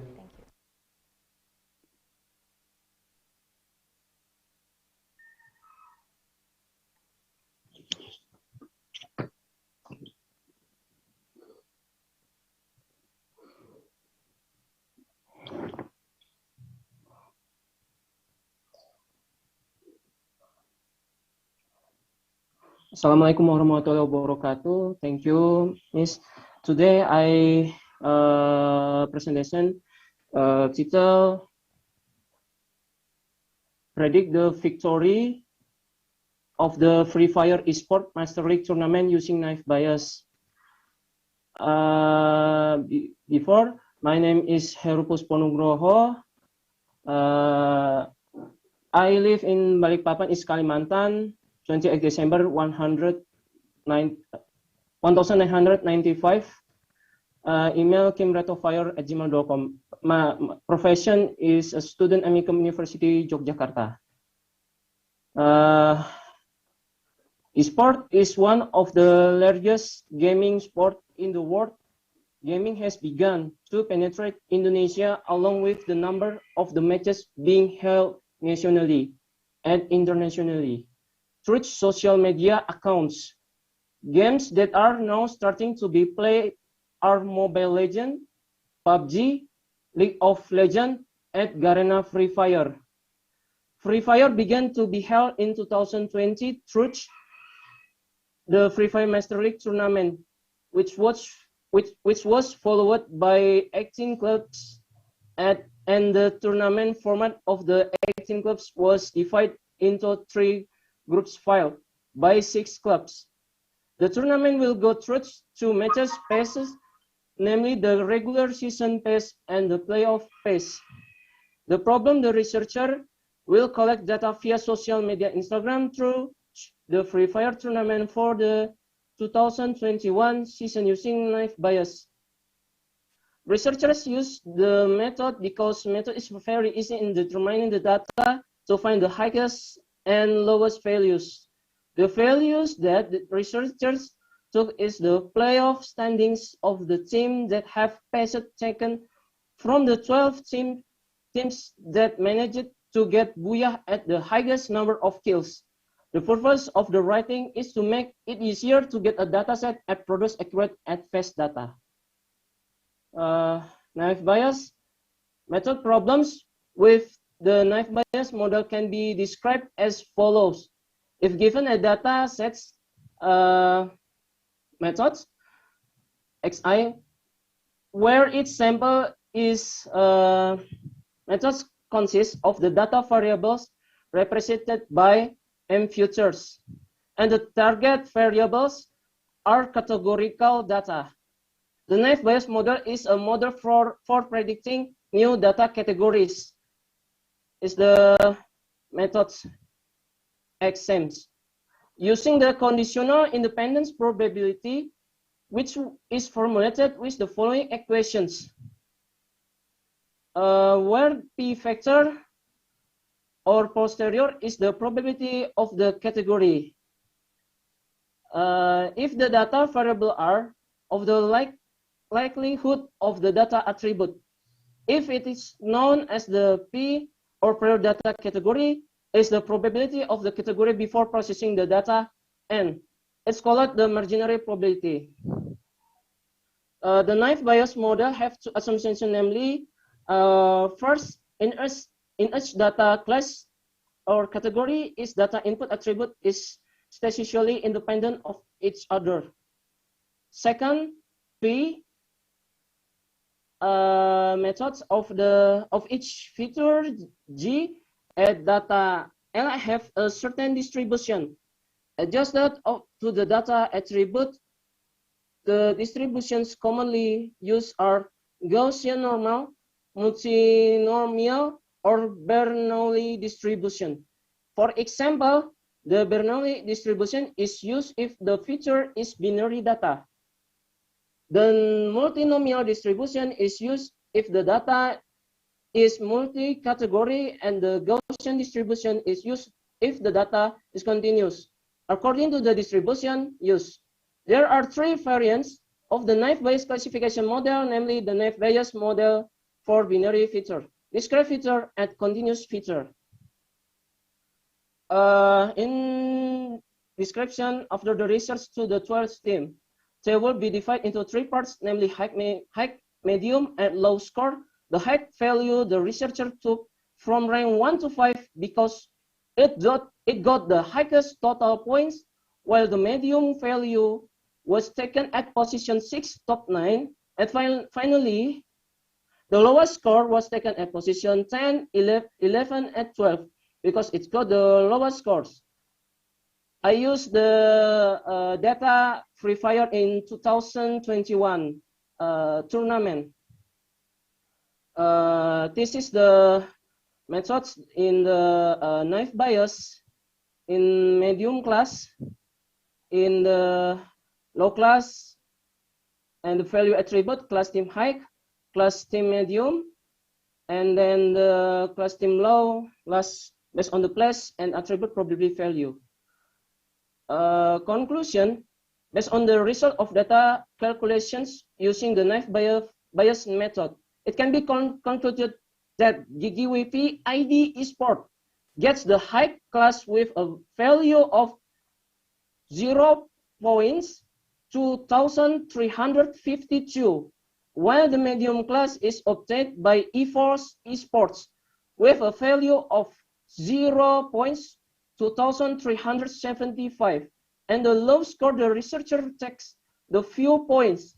King's Esport gets value 0.125. Researcher check esport data based on valuable attributes.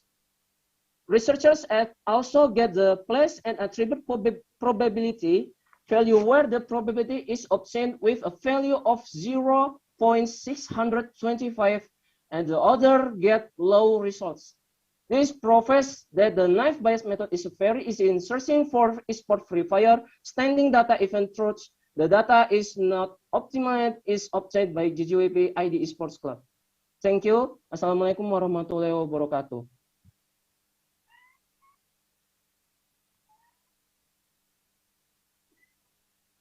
Heru, for your presentation. Again, I welcome for other participants. If you have questions relating to Pak Heru's presentation, please.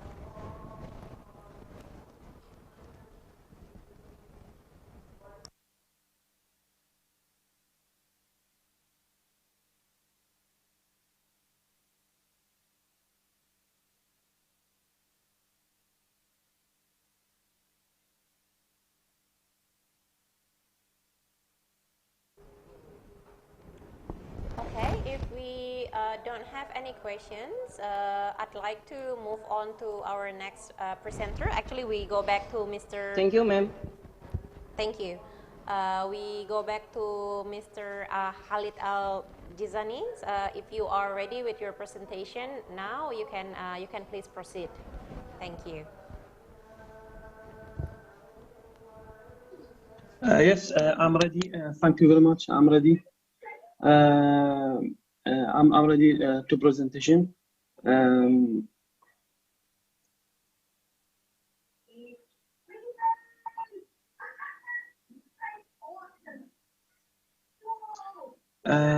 My presentation now related to as you see now related to technique for getting the solution, an accurate solution as a serious form.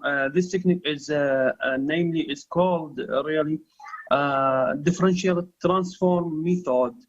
So in shortly, I will describe to you my problem. My problem now I want to find the accurate solution to any nonlinear equation or and linear equation, and in any form in large interval.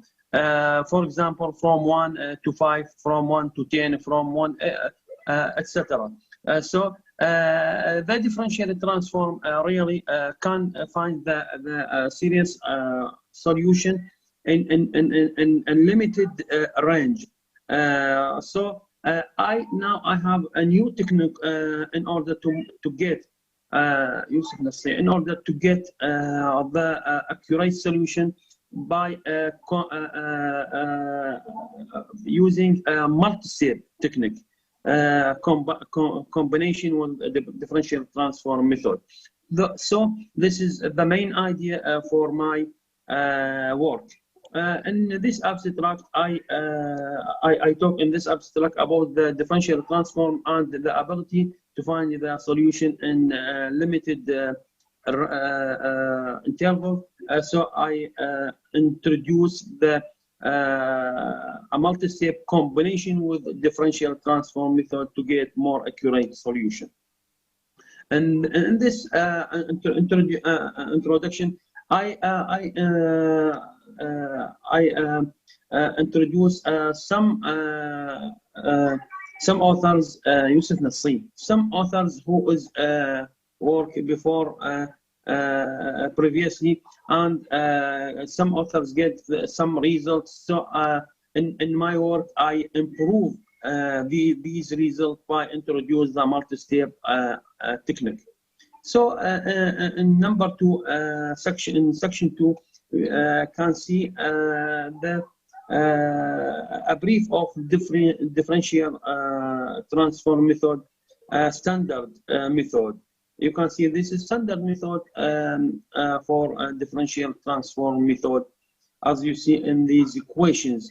Really, I get equation by differential Yusuf Nassi by differential transform method by series form. But as I mentioned, the solution by this technique can get the accurate solution for the limited interval such as 0 to 0.1 to 0.5 or 0.2 to 0.9 from 0 to 1, like this small intervals. But in order to give best and accurate solution for the large intervals, we should modify this technique. So I have modified this technique, and no one before me have made this to get these results. So combination the multi-step differential transform method, as you see in section 3. This is multi-step method combined with the differential transform to get more accurate solution. And I explain all steps for multi-step technique. So after that, in order to make sure from my result, I consider many examples. Can see nonlinear differential equation, and in example 4.1, I consider nonlinear initial value problem, as you see, with exact solution. So if I deal with this example by a standard method for this large interval, as you see, from 0 to 5, I failed to get accurate solution. So should I go to the another technique to get accurate results? So I go to the multi-step combination associated with differential transform method to get the result. If you see in table 1, if you see the standard method, you see the first line the t. This is time I which use in my problem, and this you see in the second line exact solution, and you see the absolute error in the third line for the standard method. You see in the number 1 in the part 1 0, in the row 1 0, row second row, you can't see the value, and etc. This is third line for the standard. You see when I go to the value 2, 2.5 to 3, 3.5, we go to the diverge, we go to the bad result, we go to the no correct result, or very bad result. So I improve the result by using the multi-step. In the third line, you can see in the third line, you can see the error is very, very good error. Correct error and rapidly and quickly converge to the exact solution. And also something in the in order to make sure my technique is valid for all equations. So I consider another example, also nonlinear. I take nonlinear because, as you know, nonlinear term is very very complex in computation, and to investigate my approach, I consider nonlinear to investigate my approach technique. So technique. So you can see the second example, also nonlinear, and also you can see that I take large interval from 0 to 1. So this is a large interval, not successfully with differential transform method alone. So I combination with this. Recording in progress.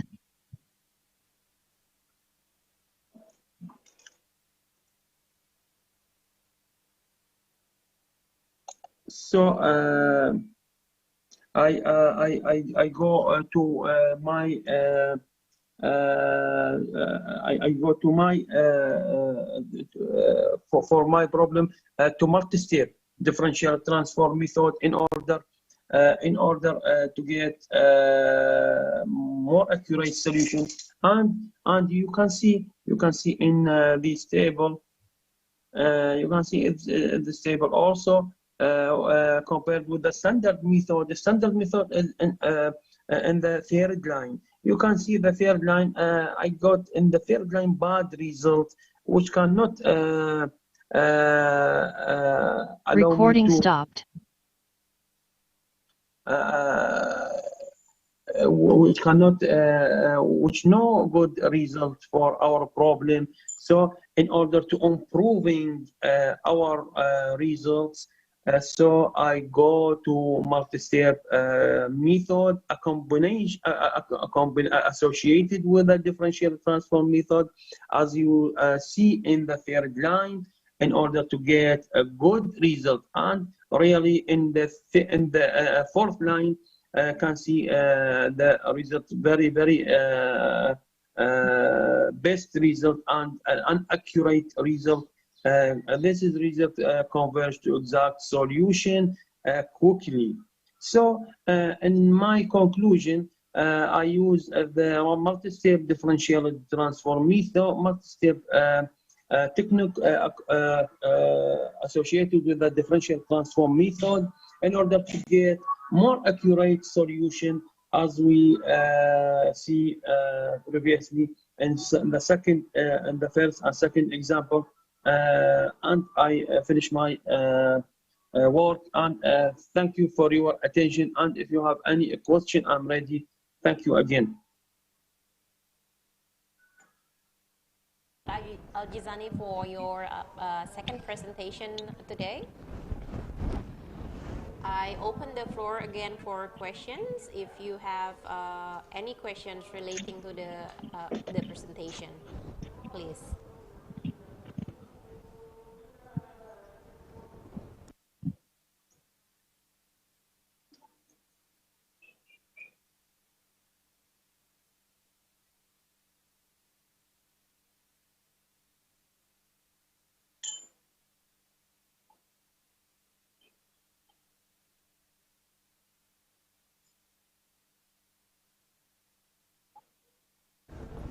Okay, if there is no questions, or if you want to ask your questions at a later time, please do so. In the meantime, let's move to our next presentation. So the next presentation will be delivered in a video format by Mr. Fadil Tarmizi from Institut Teknologi Kalimantan. So if so we will start watching the video. If it's ready, please. Warahmatullahi wabarakatuh. Good afternoon all.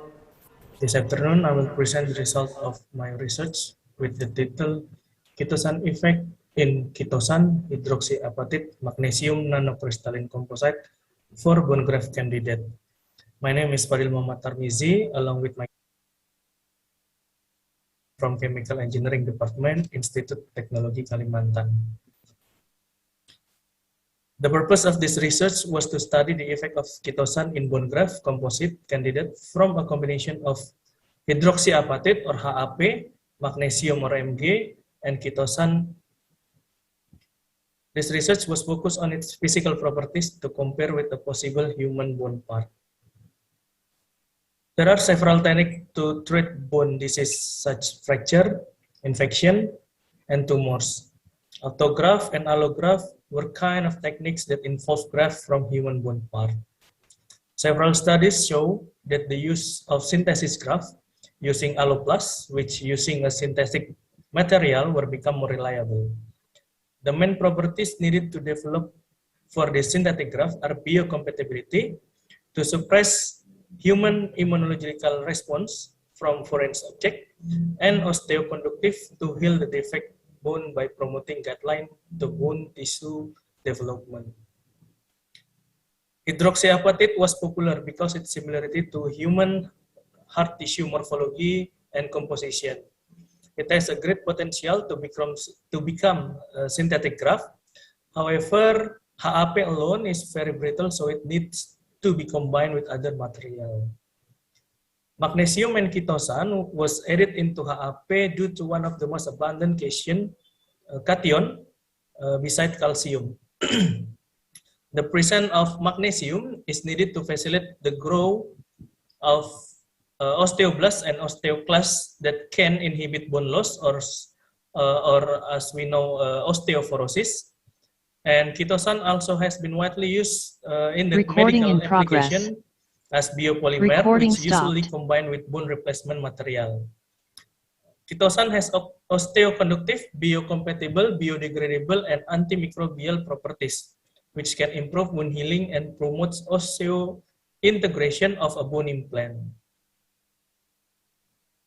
This research were synthesis HAP and Mg were synthesis from calcium nitrate, magnesium chloride, and ammonium phosphate. In order to develop a suitable graft, good mechanical properties, all precursor composition with Mg Ca ratio 0.1 and Ca P ratio 1.67.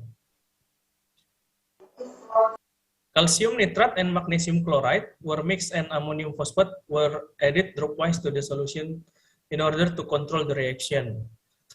The powder from this process then dried at 150 Celsius for 8 hours, followed by centering at 600 Celsius for 2 hours to develop its crystal. Next, fabrication of ketosan HAP-Mg composite. Ketosan varied in this research were diluted in malic acid solution. HAP-Mg powder then mixed with ratio 1:2 until the paste is formed. The paste was kneaded and drying, resulting a CH ketosan HAP-Mg composite. The final composite was characterized to study its compressive strength, elemental composition, crystallinity, crystal size, and functional group. The results show that the variation of ketosan concentration have a significant effect on its compressive strength. These results prove that the poor mechanical properties of HAP are supported by the addition of ketosan. As we can see, the addition of ketosan will increase linearly from 3.61 megapascal with 4% of ketosan concentration to 14.46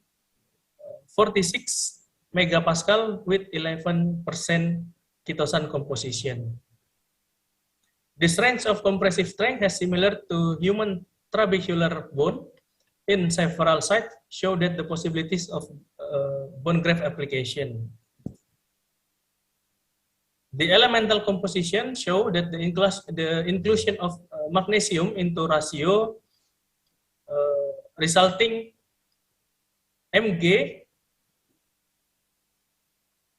Ca plus Mg per P 1.64. This ratio almost reached 1.67 as a theoretical ratio. Inclusion of Mg into ratio were reported because magnesium cation can penetrate and substitute with calcium cation to develop HAP-Mg composite. The initial molar ratio of Mg to Ca was 0.1, but EDX analysis showed that the final ratio of Mg-Ca 0.03. This result similar to the latest reported with same result 0.03 ratio of Mg and Ca from magnesium carbonate free apatite and magnesium substituted HAP, hydroxyapatite. Nanocrystalline composite crystallinity, all the sample characteristic of HAP crystalline corresponded to the database individual peaks of Mg has not shown in XRD pattern, indicate that Mg and HAP have a joint structure. This blue graph were added from the database and comparing to our sample, and increasing the ketosan concentration develop a smaller crystal size and lower crystallinity. All the samples show that the ketosan HAP magnesium crystal size can be classified into nanocrystal ranging from 23 nanometer to 30 nanometer.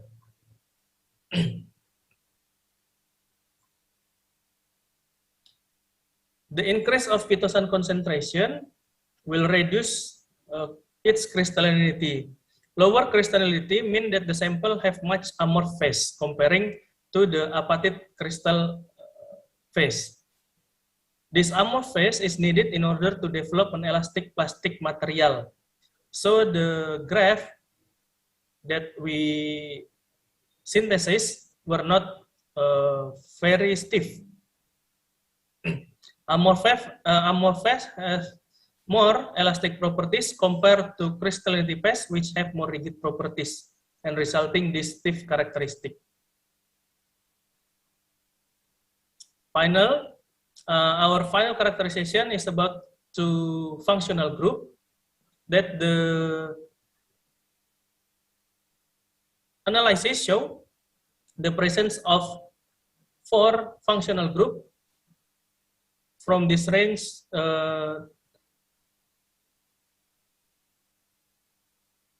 3,100 to 3,500 show that there is OH and NH, and from 1550 to 1700 there was amida bond from ketosan, and the 3 peak show the presence of phosphate oxygen group from hydroxyapatite.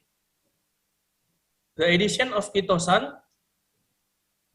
show that OH functional group become the peak become higher because there was hydrogen bonding from ketosan with HAP. The presence of amida bond indicate that the ketosan in the composite is not degraded. Even with the drying at 110 degrees Celsius, show that the ketosan were not degraded, which means ketosan still in the composite to develop osteoconductive properties. In conclusion, ketosan hydroxyapatite magnesium nanocrystalline composite was successfully synthesized by sol gel method, following by sintering at 600 degrees Celsius for 2 hours. Addition of chitosan in composite showed that increase of its compressive strength. The highest compressive strength achieved in this research is 15.56 megapascal with 11% chitosan concentration. And this result has similar strength in human trabecular bone. Infrared spectra also prove chitosan incorporation can increase phosphate oxygen bonding, and no chitosan were decomposed during sintering process. XRD report showed that there was only HAP crystalline developed with crystal size 23.15 to 30.03 nanometer, resulting a nanocrystalline composite. Thank you for your attention. Good afternoon. Wassalamualaikum warahmatullahi wabarakatuh. Pak Fadil, Pak Fadil is not here today, but obviously if you have questions relating to his presentation, please feel free to pass on your questions via email, via the committee email. And the presentation from Pak Fadil is our last presentation for today, and we will resume the session tomorrow. Tomorrow we have 17 presenters on the list, or 17 presentations on the list. So I hope I see you all again tomorrow. And for now, we will conclude this session. Thank you everyone for presenting, especially the participants who are presenting their paper today. Thank you so much for your time and for your hard work, your effort. We will continue again the session tomorrow. Thank you very much, and good afternoon to you all.